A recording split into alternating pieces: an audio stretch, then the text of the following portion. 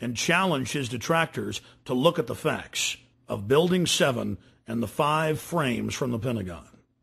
You know him from movies like Platoon and Wall Street, and in addition to seeing him every week on 2.5 Men, opening tonight, you can see him in Scary Movie 4. Please welcome the indestructible Charlie Sheen.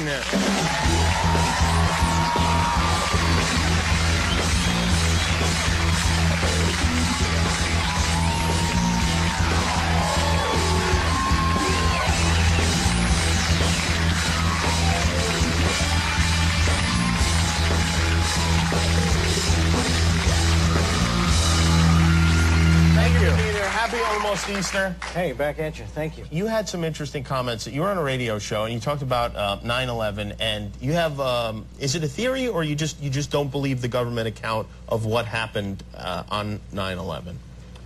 I just had questions. Yeah? I had a lot of questions, and the forum I chose to voice those questions in is the Alex Jones radio show, and just because he's a guy that I've been a fan of and followed for a lot of years, and you know, I got attacked. I mean, there were a lot of hit pieces. The reaction was people get very mad when celebrities have opinions. No, I understand. Yeah. I understand. I know he's not qualified. He doesn't. You know, he's just who the hell is he to have an opinion about something so horrible? And you know, it was sad because they didn't really take a look at any of the stuff I was asking them to look at, any of the evidence or any of the stuff that generated those questions. You know, and they said, oh, he's another tinfoil hat wearing Hollywood clown. You know, and it's like the only. You know, I felt that the only real validation I needed was just being a tax-paying American that loves my country. Yeah, and I mean, it's just something that you wonder about and you would like to know more about, sure. I assume. And do you, did you study the tapes? And I've done a lot of research, and it's not just me, it's the people that have come before me, the experts and the engineers and the physicists and the scientists and the scholars that raised a lot of these things, and I took a look at their research and said, yeah, it doesn't add up. A lot of it doesn't add up. Hence these questions, you know. And there's two areas. There's Building 7, and there's the 5 frames from the Pentagon. Don't listen to me. Do your own research, you know. But I think that, you know, what happened to a time in this country when we were entitled, when we had a constitutional and a God-given right to be curious about things that didn't make sense. That's all it was. Because we have a lot of cable shows now, and thank you. And they need stuff to be mad about. So, you know, stuff like this is like, oh boy, we could yell about this for an entire week. And plus, with your dad being the president and all, it puts a lot of the focus on it. That's true. Yeah, I should have conferred with him before I came out publicly. You know? Within weeks of Charlie Sheen throwing down the gauntlet on national television, the federal government released 2 new videos, almost identical to frames released 4 years before by the Pentagon. We've got to ask questions about why the Pentagon could be attacked. This is supposed to be the most defended building in the world. We've got to look at the stills that were released from video footage of that day, which claim that a jetliner went into the side of the Pentagon and yet appear to show some kind of guided missile going in there. The establishment press chortled with glee, as if the new footage conclusively proved their claims. Tonight's other big story, the Pentagon releasing the first video showing American Airlines Flight 77 crashing into the Pentagon on September 11th. Well, that's a question. Does this prove once and for all that is where that airplane crashed?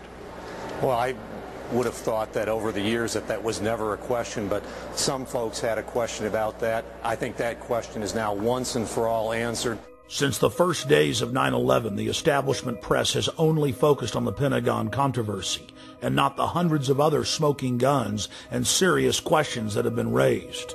We have to ask ourselves, why? As if it was by design, the new frames only intensified the debate. No passenger plane is evident in the still frames. They're more than happy to endlessly focus on the Pentagon, but they won't touch Building 7.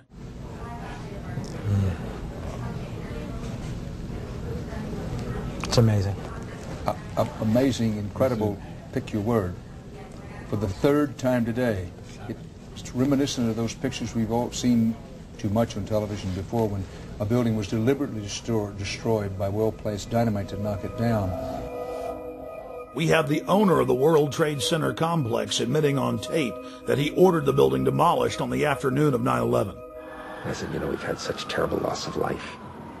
Maybe the smartest thing to do is pull it. and they made that decision to pull, and then we watched the building collapse.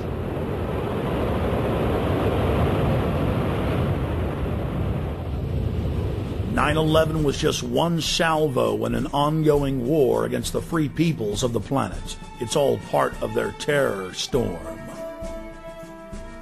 Pentagon war planners now publicly admit that 90% of their battle plans are psychological versus physical. The information war has taken the place of aircraft carriers, fighter bombers, and Abrams M1A tanks. And you, the population of the planet, are the target. Put simply, modern warfare is all about selling the population to love its own enslavement. The elite are waging war on the people. Edward L. Bernays is regarded by many as the father of public relations. He was born in Vienna, Austria. Bernays was the nephew of Sigmund Freud. Bernays pioneered the use of psychology and other social sciences to design public persuasion campaigns. He published several scholarly works, still used in universities worldwide today. On page 71 of his book Propaganda, Bernays wrote, "If we understand the mechanisms and motives of the group mind, is it not possible to control and regiment the masses according to our will without their knowing about it?" Bernays literally wrote the book on modern propaganda. His clients included Procter & Gamble, CBS Television, the United Fruit Company, the American Tobacco Company, General Electric, Dodge Motors, and he also spearheaded the national campaign to fluoridate the water supply of America through the fluoridationist of the Public Health Service. He was hired by multiple presidents to engage in propaganda campaigns against the American people, as well as the U.S. Army. Another quote from his book Propaganda: "The conscious and intelligent manipulation of the organized habits and opinions of the masses is an important element in democratic society. Those who manipulate this unseen mechanism of society constitute an invisible government, which is the true ruling power of our government. We are governed, our minds are molded, our taste formed, our ideas suggested, largely by men we have never heard of." Nazi propaganda minister Joseph Goebbels publicly praised Bernays on many occasions and stated that Bernays' work was the blueprint used by the Nazis to seize control of the Reich.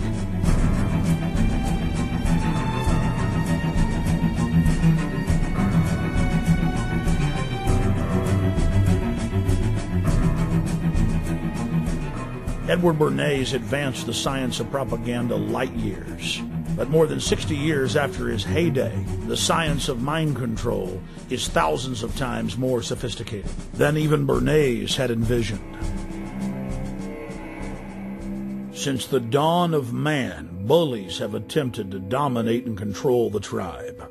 Human history has been one long struggle of the independent free human against organized crime syndicates attempting to enslave him. Brute force has been replaced with intimidation and propaganda. We are manipulated into enslaving ourselves. We are conned into believing that the establishment is our loving keeper and not our parasitic master. The New World Order architects are a group of predatory control freaks who have enslaved humanity and are desperate to keep control of their cattle. The elite is threatened by independent free humans who control their own destinies. They're threatened by intelligence, by beauty, by honor, by family. They seek to control and steer the destiny of humanity in a direction that secures their power monopoly forever. They are sadistic. They are callous. They think nothing of human life, only control and keeping that control. The entire world is being engineered, designed to be a prison planet, a control grid over free humanity, where no dissent is tolerated. Once you realize that the establishment is laughing at you, you can begin to research the truth and start fighting back. Once you understand their game plan, it's very easy to defeat. Knowing who your enemy is half the battle. Taking action is the other half. You only have to free your mind, and defeating the globalist will be easy.